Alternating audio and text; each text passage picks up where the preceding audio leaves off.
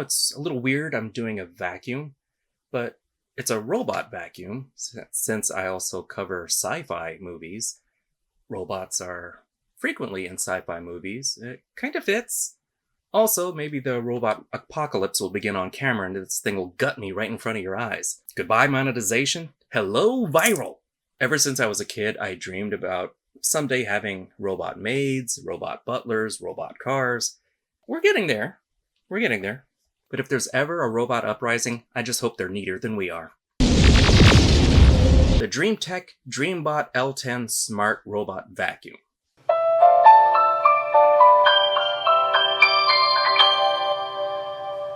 We already had a similar robot. This is Robbie. He gets the job done. Robbie navigates by feel and touch. It feels its way around the room and eventually over everything. The DreameBot uses LiDAR to map the room it's in as it cleans, establishes the perimeter, and engages in a pattern to cover the entire floor. This is really cool. Begin charging. Alright, you all heard that, right?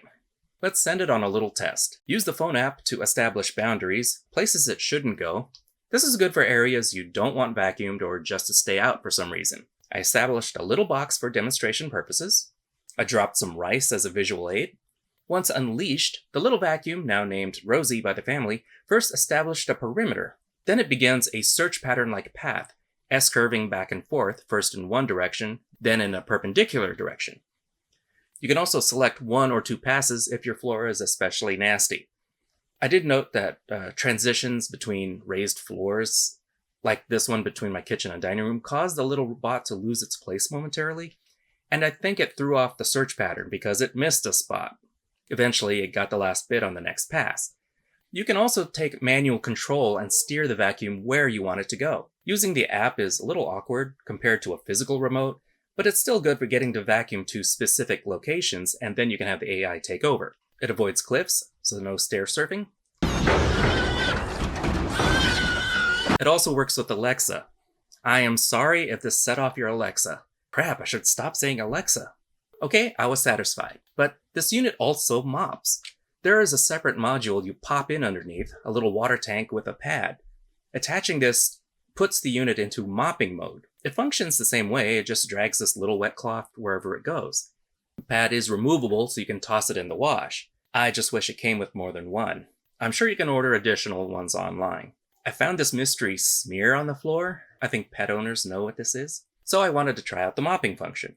As you can see, it ran the search pattern, but at first it didn't seem to do anything. Then I realized the pad wasn't wet yet. After a few more passes, the pad moistened and it started to make a dent, eventually removing about 90% of the smear. The remaining bit needed some elbow grease. Again, pet owners know this struggle. You can probably avoid the slight lag by pre-moistening the pad a bit. It only uses plain water anyway, so that means no chemicals, no cleaners. The real test, letting the vacuum work the house while I do nothing. Even hands off, you should always spot check for things you don't want any vacuum to run over. Headphone cords, small toys, cat puke. You'll thank me later. So I played Star Wars Squadrons the entire time. The little robot went room to room, not getting stuck once, finishing her job in less than half an hour. The mapping feature was really impressive. Being able to watch it on the app is weirdly intriguing. It's great for light sweeping and mopping. Anything heavy, anything that needs elbow grease, you'll still have to finish by hand. Are we not saying phrasing anymore? And it only comes with one mopping pad. I'd like to be able to toss one in the laundry and have another ready. Obstacles can throw off its search pattern and you wind up missing a spot or two. Set the vacuum to 2 passes and that usually takes care of that. I'm not a fan of the dust collector, the tank for the stuff you vacuum up. These little tabs hold it closed. You just kind of pop it open, but I always wind up breaking those. I would have liked something a bit more positive, like a latch or a push button. It is easy to put on though. Just open the hood and it snaps right in. Take this empty glass. Here it is, peaceful, serene, boring.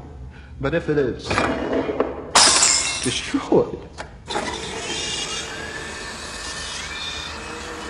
look at all these little things.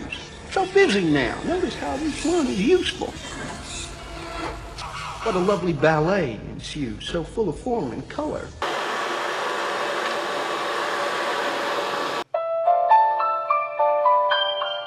And nobody really talks about this when it comes to robot vacuums, but they still need your intervention at times.